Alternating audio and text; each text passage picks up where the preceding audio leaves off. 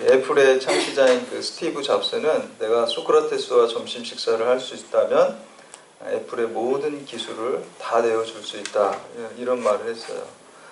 또 이런 말도 했죠. 그 애플이 계속해서 창의적인 제품을 만들 수 있었던 비결은 애플은 항상 인문학과 기술의 교차로에 있으려고 했기 때문이다, 이렇게 얘기를 했어요. 그래서 한때 그 스티브 잡스 말 한마디가 엄청난 영향력이 있지 않습니까? 그래서 뭐 인문학, 철학 이런 게 굉장히 붐을 일으켰어요. 아마 지금까지도 그 영향이 있지 않나 합니다. 근데 제가 대학 다닐 때는요, 그 애플도 몰랐고 스티브 잡스도 몰랐어요. 그래서 인문학이, 철학이 막 죽을 때, 그래서 학교마다 철학과가 막 폐지되고 인문학 관련 계통의 학과들이 폐지되고 이공계 계통의 학과들이 막 새로 신설되고 그런 시대 학교를 다녔어요. 근데 제가 이제 그 어떤 학부 수업에서 불교 철학을 가르치는 선생님이 이제 그런 상황 속에서 이런 얘기를 하시더라고요. 너희들 왜 철학이 사람들한테 외면당하고 있는지 아냐, 이렇게 얘기를 하면서 이런 얘기를 하시더라고요. 어떤 나그네가 길을 가다가 독화살을 맞았대요. 근데 독화살을 맞았는데 이 독이 점점 퍼지면 죽게 되는 거잖아요. 그래서 사람들이 막 달려와서 그 독화살을 빼려고 그러는데 막상 이 독화살을 맞은 사람은 그거 빼지 말라고. 내가 이거 누가 쐈는지 알기 전에는 이거 절대 빼면 안 된다고.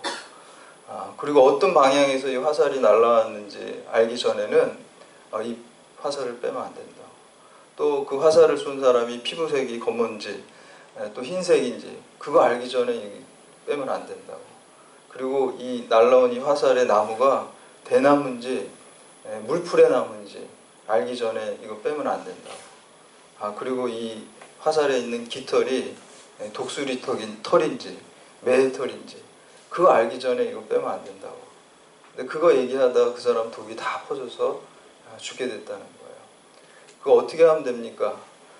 그냥 빼면 됩니다. 독화살 맞은 거는. 근데 우리가 세상을 살아가면서 어떤 거대한 담론들 있잖아요. 큰 담론. 어떻게 직접 실생활에 당장 급하지 않은 것들의 문제를 얘기하고 또 어떤 미망에 사로잡혀서 죽게 된다라고 그 얘기를 하는 것이죠. 사실 그거는 뭐 불경에 나오는 얘기예요. 전유경이라는 불경에 나오는 얘기인데 그럼에도 불구하고 우리들이 인생을 살아가는 데 있어서 근본적인 그 물음들, 이 세상이 어떻게 시작되었는지, 인간이 어떻게 만들어졌는지, 또 이 세상의 끝은 어디인지, 또 우리가 죽은 다음에 어떻게 되는지, 이게 거대 담론이거든요. 먹고 사는 것도 바쁜 현대인들에게 이런 거대 담론을 철학이 자꾸 얘기하니까 이제 외면당한다라고 이제 그 선생님은 얘기를 한 거예요. 근데 우리가 대중들한테 외면당한다고 해서 그것이 중요하지 않다라는 그런 의미는 아니죠. 하나의 그 외면당하는 현상을 말한 것이지 그게 중요하지 않다는 얘기가 아닙니다. 우리가 창세기 1장 1절에서 2절 지난 2시간 동안 우리가 함께 말씀을 나눴어요. 이거야말로 거대 담론입니다. 증명되지도 않고 그러나 엄청나게 중요한 얘기죠. 그래서 그 청년 바보 의사에서 안수연이라는 청년이 얘기했잖아요. 우리가 창세기를 알면 성경의 절반을 안 것이다. 그리고 제가 필리핀의 그 장로님 신앙 고백을 얘기했죠. 창조 신앙만 가지고 있으면 하나님이 천지 만물을 창조하신 것만 믿으면 성경에 못 믿을 게 없다라고 얘기하고 있습니다. 그래서 우리가 인간을 알기 위해서는 칼빈 같은 경우 종교학자 칼빈도 반드시 하나님을 알아야 된다 그랬어요. 현실에 있는 것들만 우리가 알면은 지엽적이고 부분적인 걸 알게 돼요. 하나님이 인간을 창조하셨기 때문에 우리가 하나님을 알아야 되고요. 하나님과 나와의 관계 속에서 나를 이해해야지 우리가 나를 이해할 수 있고 내가 어떻게 살아야 되는지 인생의 방향이 어디로 가야 되는지를 알 수 있다는 것입니다. 물론 이게 당장 먹고 사는 일은 아닐 수 있지만 이게 무엇보다 우리의 영생이 좌우되는 가장 중요한 문제입니다. 그래서 창세기는 우리가 그걸 다루고 있어요. 그래서 우리 어떻게 보면은 우리 모든 인생이 다 독화살 맞은 거예요, 여러분. 여러분 인생이 70, 80, 요새 100세 시대라 그래도 다 죽게 돼 있잖아요.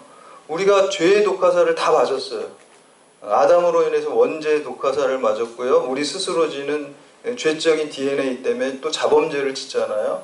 그 독가사를 맞아가지고요, 우리들의 이 독이 다 몸으로 퍼지면서 70년, 80년, 100년이면 이 몸이 다 퍼져서 죽게 돼요. 근데 그 전에 해야 될 일이 있습니다. 우리가 해독제로 치유를 해야 돼요. 그 해독제가 예수 그리스도의 보혈의 십자가입니다. 아멘. 그 십자가 보혈로 우리가 해독할 때, 우리가 70년, 80년 이 인생을 살아가는 동안 이 독이 다 퍼지기 전에 해야 될 일이 영원한 생명을 얻는 거예요.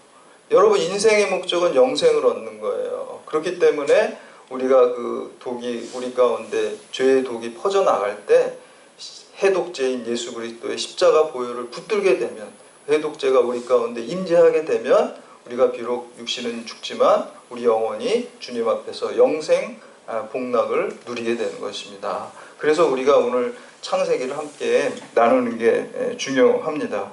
그래서 기독교 신앙을 바치고 있는 그 신앙은 5개의 기둥이 있어요. 창조 신앙이 있고요, 임마누엘 신앙이 있고요, 그리고 십자가 신앙이 있고, 부활 신앙이 있고, 종말 신앙이 있어요. 이렇게 5가지 신앙이 있어요. 근데 이제 종말 신앙은 그 이단들 때문에 좀 부정적인 이미지를 좀 많이 가지고 있어요. 왜냐하면 시한부 종말론에서 뭐 언제 멸망한다. 근데 이제 다 거짓말인 경우가 많기 때문에 부정적인 이미지가 있지만, 종말 신앙은 기독교 신앙이 필수적인 신앙이에요. 종말 신앙이 없으면 안 돼요. 종말 신앙이 있어야지. 종말 신앙은 다른 말로 내세의 신앙이에요. 예수 그리스도께서 이 세상이 전부가 아니라 주님께서 이 세상의 끝이 있고 종말이 임하면 이제 내세가 있다는 거죠. 내세 신앙이고요. 또 한 가지는 또 이 재림 신앙이죠. 종말에 예수님께서 재림신. 그래서 종말 신앙, 재림 신앙, 내세 신앙이 이렇게 같은 신앙을 말하는 거예요. 그래서 예수님께서 종말에 재림하셔서 우리를 어떻게 살았냐, 공의롭게 심판하시죠. 여러분, 이 세상은요, 정의가 온전히 쓰지 않죠. 권선징악이 잘 안 되지만 의로운 재판장이신 예수님께서 오시면 그 공의가 완전해지고 완전하게 정의롭게 심판받는다는 것입니다. 그게 소망의 신앙이에요. 그러니까 종말 신앙이 엄청나게 좋은 겁니다. 이단들이 그거를 자꾸 안 좋게 이미지를 만들었기 때문에 그렇죠. 우리가 종말 신앙 반드시 필요합니다. 그래서 5가지 신앙, 창조 신앙, 하나님께서 이 세상을 창조하시고 우리 인간을 창조하셨다라는 창조 신앙, 그리고 하나님께서, 그 하나님이 그냥 창조하시고 그냥 떨어져 있는 게 아니라 우리 오늘 이 순간에도 여러분 개입하시고 섭리하신 그 섭리를 믿는 거예요. 어떤 그 신학자들은 그냥 만들고 떨어져 있다 그래요. 마치 시계를 만들고 태엽이 자절로 굴러가는 것처럼 떨어져 있다는 거예요. 지금 개입하지 않네요. 그건 잘못된 거죠. 임마누엘로 늘 개입하시고 섭리하시는 신앙이 바로 임마누엘 신앙입니다. 그리고 십자가 신앙입니다. 예수 그리스도께서 우리의 죄를 대속하셔서 십자가에서 죽으셨기 때문에 우리가 그거를 믿으면 영원한 우리의 죄가 용서받고 영원한 생명을 얻는다. 그리고 부활 신앙입니다. 우리가 예수 그리스도 믿을 때 주님과 같이 사망과 죄의 권세를 물리치고 부활의 몸을 입고, 예수님께서 첫 번째 부활의 열매가 되셨는데 우리 예수 믿는 사람이 2번째, 3번째 열매가 돼서 영생 복락을 누린다는 신앙이에요. 그리고 종말 신앙, 내세 신앙 이렇게 있는 것입니다. 그 첫 번째 단추가 창조 신앙입니다. 하나님이 이 세상을 만드시고 창조하셨다는 것을 믿어야 되는 것이죠. 그래서 오늘 함께 나눈 그 창세기 1장 3절에서 그 5절 말씀을 통해서 이 창조 신앙이 무엇인지 우리가 좀 더 구체적으로 알고 분명하게 알고 믿음을 더 확고하게 다지는 시간 되시기를 주님의 이름으로 축복합니다. 첫 번째 창조 신앙은 하나님의 말씀과 성취가 하나임을 믿는 것입니다. 우리가 살면서 약속을 굉장히 많이 합니다. 이렇게 작은 약속도 있고요. 뭐 친구하고 뭐 점심 약속이나 이런 약속들도 있고요. 또 큰 약속이나 계약도 있잖아요. 사업하는 사람, 또 나라와 나라 사이에 뭐 계약을 체결하는 것도 다 약속이잖아요. 그래서 어떻게 보면 우리 인생이 다 약속으로 이루어진 것 같아요. 말로 하는 약속이건 뭐 서면으로 하는 약속이건 그 약속들로 다 이루어져 있어요. 근데 사람의 약속과 성취는 2개예요. 약속이 이루어져야 이루어지는 거예요. 그거는 약속한다고 다 이루어지는 게 아니에요. 약속이 안 이루어지는 그 경우는 2가지 이유가 있어요. 하나는 뭐냐면은 진실성이 없을 때 약속이 이루어지지 않습니다. 예를 들면 사기꾼 같은 경우는 약속할 때 이미 그 약속을 지키지 않을 생각으로 약속을 하는 거죠. 거짓말, 진실성이 없는 거죠. 그래서 야, 나한테 100만 원을 네가 꿔주면 내가 한 달 뒤에 너한테 내가 200만 원 갚아줄게. 이렇게 약속을 하죠. 근데 그 사기꾼은 진실성이 없기 때문에 처음부터 그 약속을 지킬 생각이 없어요. 그 돈을 가지고 도망가 버리게 돼서 약속이 성취되지 않는 거죠. 또 한 가지는 또 약속이 이루어지지 않는 경우는 우리 인간에게 전능함이 없기 때문이에요. 어떤 사람이 아까 똑같이 정말 급해가지고 친구한테 내가 돈 100만 원만 나한테 꿔주면 내가 한 달 뒤에 200만 원으로 갚을게. 그 약속을 할 때 이 사람은 정말 그렇게 하려고 그랬어요. 그런데 그 사람이 무슨 사고가 나가지고 죽거나 아니면 사업이 완전히 망하게 되면은 자기가 정말 갚으려고 했고 약속을 지키려고 했지만 약속을 지킬 수가 없는 거예요. 그래서 인간은 진실성이 없거나 사기꾼처럼 아니면 진실성이 있지만 전능함이 없기 때문에 약속을 지키지 못합니다. 하나님께서는 진실하신 하나님이에요. 하나님께서는 전능하신 하나님이에요. 그렇고 신실하신 하나님이기 때문에 하나님이 주신 약속은 반드시 이루어져요. 그래서 하나님의 약속과 성취는 한 개예요. 두 개가 아니에요. 하나님의 말씀이 곧 존재해요. 오늘 3절 말씀 우리가 함께 봉독하겠습니다. 3절 시작. 하나님이 이르시되 빛이 있으라 하시니 빛이 있었고. 하나님의 말씀, 하나님의 약속은 그냥 그 자체가 존재합니다. 아멘. 여러분 오늘 하나님 여러분의 삶 가운데 하나님이 주신 약속이 있다. 하나님이 나에게 주신 레마의 말씀이 있다. 그러면 여러분 이미 성취된 거예요. 이미 끝난 겁니다. 아멘. 그게 뭐 미래에 이루어진다고 할지라도 하나님은 어떤 하나님, 신실하신 하나님이기 때문에 그 약속은 두 개가 아니라 한 개입니다. 아멘. 그래서 여러분 우리가 사람은 사실 엄밀하게 얘기하면 믿고 의지하는 대상이 아니에요. 사람은 사랑의 대상입니다. 내가 하나님 사랑을 받아가지고 그 사랑을 흘려보내서 그냥 사랑하는 거예요. 이웃은. 그 이웃을 믿고 의지하는 게 아니에요. 누굴 믿고 의지하는 겁니까? 하나님 믿고 의지하는 거예요. 아멘. 그래서 사람은 사랑의 대상이고 하나님은 믿음의 대상입니다. 하나님 믿고 의지하는 거예요. 사람 믿고 의지하면 우리가 실망하게 되고 낙심하게 되고 좌절하게 돼요. 여러분 하나님의 약속의 말씀과 그 성취가 한계이기 때문에 우리가 그 말씀에 인생을 다 걸 수가 있어요. 그 말씀에 올인할 수 있어요. 여러분 하나님 말씀 믿고 여기까지 왔고 나중에 죽었는데 하나님 내가 미안하다. 내가 그 약속 못 지키겠다. 뭐 그렇게 되면 안 되잖아요. 그런 하나님이 아니잖아요. 하나님은 주신 약속의 말씀을 반드시 이루어줍니다. 아브라함에게 자녀에 대한 약속을 주셨잖아요. 25년 뒤에 이삭을 얻게 되잖아요. 그런데 아브라함이 우리가 믿음의 조상이라 그러지만 사실 그냥 크게 말해서 말한 거예요, 여러분. 우리가 창세기 이제 나누면서 그 디테일 한번 들어가면 뭐 악마는 디테일에 있다 뭐 그런 얘기가 있죠. 예. 세부 항목으로 들어가면 막 실망이 많아요. 예. 저는 더 좋아요. 아브라함도 이렇게 막 믿지 않고 이럴 때도 있었구나. 그래서 막 소망이 생겨요. 만약에 아브라함이 완벽했으면 아마 아니 나랑 다른 사람이야. 그리고 제가 좀 실망했을 텐데 아브라함의 디테일을 들어가면 우리가 믿음의 조상이라 그러지만 그 하나님의 약속을 믿지 않고 엘레에살 노종에게 상속해야 되나 하가를 통해 이스마엘을 낳기도 하고 막 그랬어요. 사라하고 아브라함 사이에서 자녀를 준다고 했는데 안 믿었어요. 그런데 그렇다고 해서 하나님께서 너 약속 안 믿었어? 그럼 너 이 약속 폐기. 이렇게 하지 않으셨다는 거예요. 약속을 주신 분이 누구십니까? 하나님이죠. 약속을 이루시는 분이 누구십니까? 하나님이 하시는 거예요. 우리가 하는 게 아니에요. 우리가 비록 연약하고 부족해서 약속을 믿지 않을지라도 그 약속을 폐기하시는 것이 아니라 다시 하나님께서 나타나셔가지고 약속을 다시 붙잡도록 믿음을 불러일으켜줘요. 다시 1년 전에 99세 아브라함이 99세에 나그네의 모습으로 와서 다시 그 약속을 막 붙잡게 해요. 막 사라는 또 비웃잖아요. 그래서 그 아들이 이삭이라 그러잖아요. 안 믿었잖아요. 그런데 다시 믿음을 부어주셔서 그 믿음을 붙잡게 만든 다음에 그 약속을 반드시 이루어 주시는 거예요. 아멘. 그리고 그 복로를 또 우리한테 네가 믿어서 네 믿음대로 된 거야 이렇게 해주시잖아요. 여러분 그게 하나님의 은혜입니다. 아멘. 그렇기 때문에 하나님의 약속, 하나님의 말씀과 성취는 두 개가 아니라 하나입니다. 아멘. 그래서 오늘 여러분에게 하나님의 말씀이 있다는 것, 하나님의 약속이 있다는 것은 그것이 이미 축복입니다.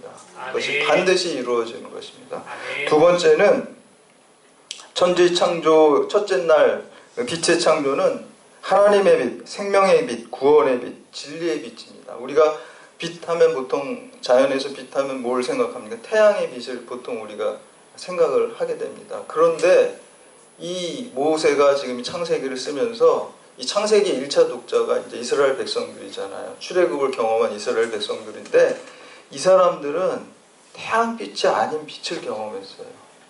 그게 어떤 빛이었냐면은 바로가 이집트의 왕 바로가 하나님의 이스라엘 백성을 내놓으라 그럴 때 안 내놓잖아요. 10가지 재앙을 막 주잖아요. 그때 9가지 재앙이 흑암의 재앙이에요. 빛이 3일 동안 태양이 빛을 잃어버리는 그러한 재앙입니다. 그래서 출애굽기 10장 23절에 보면 그 동안은 사람들이 서로 볼 수 없으며 자기 처소에서 일어나는 자가 없으되 온 이스라엘 자손들이 거주하는 곳에는 빛이 있었더라. 이건 태양빛이 아니에요. 아멘. 태양빛은 빛을 잃었어요. 하나님의 빛, 생명의 빛, 구원의 빛이 임한 거예요. 이스라엘 백성들은 태양빛이 아닌 빛을 경험했고 알고 있었어요. 또 언제 그 하나님의 빛, 생명의 빛, 구원의 빛을 경험하냐면요. 홍해를 건널 때예요. 홍해를 건널 때요. 뒤에 따라오는 그 이집트 군사들에게는 흑암이 있고요. 또 홍해를 건너고 있는 이스라엘 백성들에게는 하나님의 빛이 임했어요. 태양빛이 아닙니다. 오늘 출애굽기 14장 20절에 보면 애굽 진과 이스라엘 진 사이에 이르러 서니 저쪽에는 구름과 흑암이 있고 이쪽에는 밤이 밝음으로 밤새도록 저쪽이 이쪽에서 가까이 못하였더라 라고 말씀하고 있습니다. 태양빛이 아닌 빛이 있어요. 여러분 이 천지 창조할 때 태양빛과 또 이 달의 빛을 언제 창조를 합니까? 넷째 날 창조해요. 넷째 날. 우리 창세기 1장 보면 넷째 날 태양을 창조해요. 그런데 셋째 날 식물을 창조해요.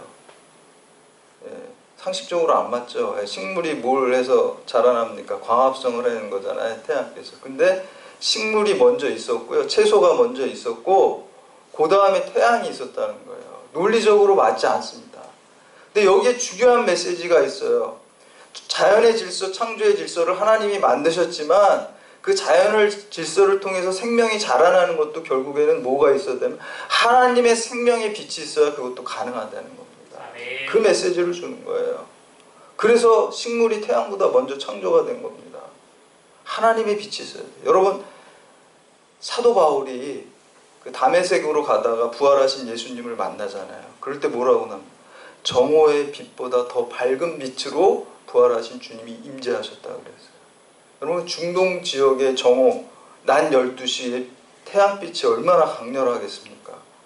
그 빛보다 더 강한 예수 그리스도의 빛, 생명의 빛, 구원의 빛, 진리의 빛이 사도 바울에게 임했을 때 그 존재가 새로운 존재로 창조된 거예요. 아멘. 내가 죽고 예수로 새로 태어나는 역사가 임하게 되는 것입니다. 아멘. 오늘 나온 이 첫째 날 창조한 이 빛은 태양빛이 아니라 하나님의 빛, 생명의 빛, 구원의 빛, 진리의 빛입니다. 오늘 아멘. 이 빛이 여러분의 삶 가운데 충만하기를 주님의 이름으로 축복합니다. 아멘. 참빛 되시는 주님이 우리 가운데 임재하셔야 돼요. 아멘. 마지막으로 세 번째, 하나님은 어둠과 구별된 빛의 자녀를 좋아하십니다. 우리 4절 말씀 함께 공독합니다. 4절 시작. 빛이 하나님 보시기에 좋았더라. 하나님이 빛과 어둠을 나누사. 아멘. 여기서 하나님이 보시기에 좋았더라. 이거 창세기 1장에 보면 계속 하나님 창조할 때마다 하나님 보시기에 좋았더라. 이 말이 계속 반복돼서 나오죠. 이것은 그냥 단순히 뭐 아름답다 이런 뜻이 아니라 하나님의 뜻에 일치한다라는 그러한 뜻입니다. 여러분 하나님께서 그냥 심심하셔서 생명을 만드시고 우리를 만드신 게 아니에요. 여러분 한 사람 한 사람에게 하나님의 계획과 뜻이 분명히 있습니다. 그래서 여러분 기도하실 때 하나님이 나를 향하신 그 목적과 뜻이 무엇인지 그걸 우리가 뭐 꿈이라고도 얘기하고 비전이라고 그러잖아요. 근데 내 욕망이 이루어지는 그런 자연인들이 가진 꿈과 비전이 아니라 하나님께서 나를 만드시고 생명을 허락하실 때 계획하셨던 그 꿈과 비전을 우리가 가져야 돼요. 그 꿈과 비전을 알게 해달라고 성령의 지혜를 달라고 늘 기도하시기 바랍니다. 아멘. 그리고 그 뜻에 내가 온전히 순종할 수 있도록 성령의 능력을 달라고 기도하시기 바랍니다. 아멘. 내 사욕을 구하는 게 아니잖아요. 그렇죠? 하나님의 뜻을 이루기 위해서 내가 기도할 때 내 중심이 주님을 향할 때 주님께서 그 기도를 다 들어주실 줄 믿습니다. 그래서 오늘 그 하나님이 그 어둠과 빛을 구별했는데 하나님께서 출애굽한 이스라엘 백성들에게 하나님의 나의 백성은 이렇게 살아야 된다라고 이제 주신 게 율법이에요. 모세를 통해서 율법을 주셨잖아요. 근데 율법 중에서 그 결론적인 것은 하나님께서 믿지 않는 사람과 구별된 삶을 살으라고 주신 게 바로 율법입니다. 그래서 내가 거룩하니 너희도 거룩하라. 레위기에 보면 그렇게 말씀하고 계시죠. 거룩이라는 게 뭡니까? 우리가 거룩하면은 뭐 이렇게 주일날 옷 잘 차려입고 이렇게 성경책 다 이렇게 거룩하게 얌전하게. 아니 그것도 거룩입니다. 그러나 거룩의 본질적인 의미는 구별되다라는 뜻이에요. 속된 것과 구별되는 것을 성스럽다 그래서 구별되다는 거. 그래서 물론 이렇게 예배드리는 것도 구별된 거예요. 왜냐하면 이 시간에 믿지 않는 사람들은 그냥 집에서 쉬거나 어디 놀러 가지만 우리는 하나님 은혜에 감사하면서 또 하나님께 영광 돌리기 위해서 이렇게 시간을 구별하고 장소를 구별해서 이렇게 나왔기 때문에 이게 당연히 예배드린 건 당연히 거룩한 겁니다. 그런데 이거는 굉장히 좁은 의미에서 거룩입니다. 더 넓은 의미의 거룩은요, 여러분들이 예배를 드리고 이 문 밖을 나갈 때 여러분의 가정에서, 여러분의 직장에서, 학교에서, 사회에서 진짜 더 큰 의미의 거룩이 있어야 된다는 거예요. 구별된 삶, 믿지 않는 사람들은 뭘 추구합니까? 돈을 추구하고요, 권력을 추구하고요, 명예를 추구하고요, 그리고 어떤 욕망을 따라 살죠. 그런데 믿는 사람들은 하나님의 말씀을 따라서 사는 거예요. 가치관이 구별된 거예요. 그게 거룩입니다. 그래서 여러분들 매일매일의 삶 속에서 정말 하나님의 말씀대로 순종하려고 노력하고 또 사랑을 실천하려고 하고 또 여러분의 일상 속에서 또 정의롭게 살려고 노력하고 이런 모든 것들이 그게 다 거룩이고 하나님께 드리는 예배가 되는 것입니다. 그래서 하나님은 바로 어둠과 구별된 빛을 구별하셨어요. 그래서 여러분들이 빛의 자녀로 살기를 원하십니다. 여러분 구약의 동물 제사는 이 동물을 죽이는 건요 나의 죄를 그 동물한테 전가시켜서 나의 죄악된 자아가 죽는 거예요 사실은. 근데 신약으로 놓으면 예수 그리스도께서 우리의 죄를 다 십자가에서 대속하시고 죽으셨잖아요. 그래서 우리가 이 예배드리러 오는 것은 죄악된 나의 자아가 예수 그리스도 십자가 앞에서 못 박고 죽는 겁니다. 나의 자아가 죽고 예수의 생명으로 다시 태어나는 것이 바로 여러분 예배드리는 것입니다. 그래서 이렇게 예배드리는 것은 어둠과 구별돼서 빛된 삶을 드리기 위해서 여러분 예배드리는 것입니다. 사랑하는 여러분, 그러므로 우리가 죄로 말미암아 영원히 죽을 수밖에 없지만 우리가 예수 그리스도를 믿고 의지함으로써 빛의 자녀가 되고 영생을 얻었습니다. 그래서 늘 참빛 대신 주님을 바라보면서 또 빛 대신 삶을 살기를 위해서 기도하고 노력하고 또 이 진리의 빛, 생명의 빛인 예수 그리스도의 그 진리와 생명과 구원의 복음을 널리 전파하는 사명을 잘 감당하시기를 주님의 이름으로 축원합니다.